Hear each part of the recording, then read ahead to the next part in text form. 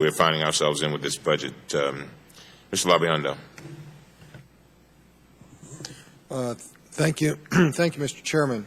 Admiral Allen, the Coast Guard recently completed a fleet mixture analysis to determine the numbers and types of vessel platforms that will be necessary to support the Coast Guard missions in the future. Mr. Mike and I requested this report a couple of weeks ago. However, the report has not been provided to the subcommittee. Forced to make a conclusion here that maybe you can shed some light on or prove me wrong, but given the timing of the budget recommendations and the lack of the report coming forward, I have to assume that the administration is refusing to allow you to give us this report because it likely calls for acquisition of a number of assets that can not be supported by this absurd budget by the administration. Can you tell us when the subcommittee might expect this report? Yes, sir. And in fact, that discussion between the administration has not occurred. We're finalizing the report, and we're prepared to come up and brief you on it very shortly, sir. Okay. I emphasize this because in your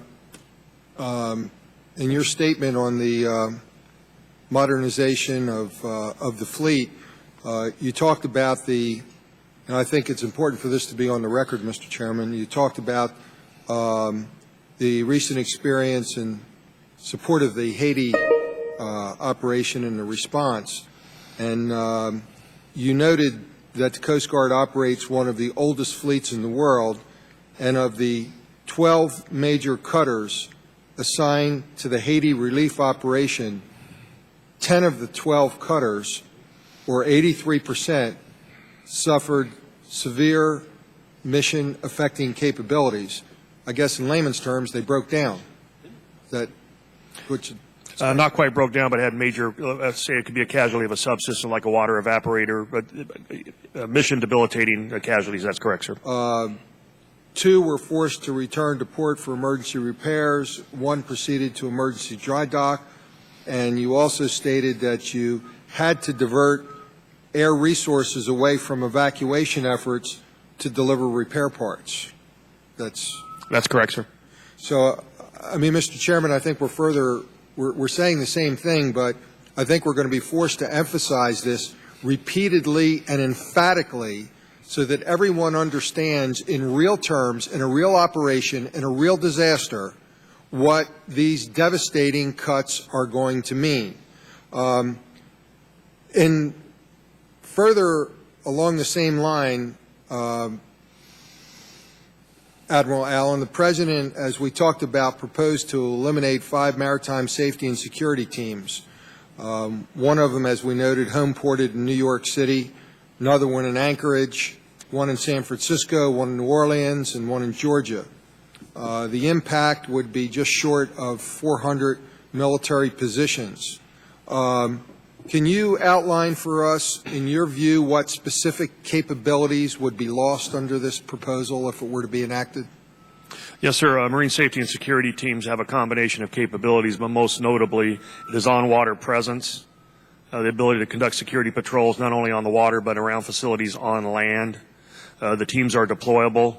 They're most notably used for surge operations, and they don't have a standby search and rescue response capability. We employ them on specific missions, both in the ports where they are stationed and elsewhere around the world. And these teams have been deployed anywhere in the world, from the Persian Gulf to Guantanamo Bay, to surge operations in support of Democratic and Republican national conventions.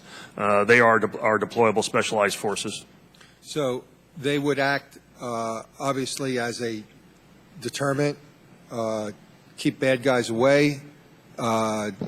Yes, sir. When they're not deployed, they actually operate in the port where they are at. So if you take the Marine Safety and Security Team in New York Harbor, when they are not deployed, say, to Guantanamo Bay or in support of a surge operation someplace in the country, they would augment local forces with presence on the water and deterrence.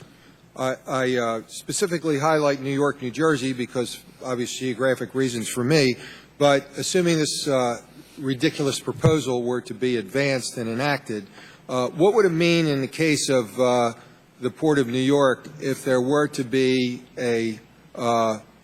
terrorist activity? How do we make up the gap here? Who's going to pick up the slack? Yes, sir. First of all, the base resources in and around New York constitute between 600 and 700 personnel between military and civilians. And the station on Staten Island in New York is our largest search and rescue station. So there's a considerable amount of forces already there. Faced with the need to reduce the number of marine safety and security teams, we took into account the existing footprint already in New York. But if you're talking about that capability and where would it come from, the next closest team, presuming the proposal is enacted, will be Boston, sir. Well, just in winding up in the last few seconds, I appreciate that, Admiral Allen, and again, understanding the difficult position you're put in. But just think about what we're saying to the people of New York in terms of how we're considering the Homeland Security issue at the place where the site of the attack took place on September 11th. We're saying that it's okay for the administration to decide that the security priorities of New York can be better covered by Boston. It's just absurd. Thank you. Mr. McMahon.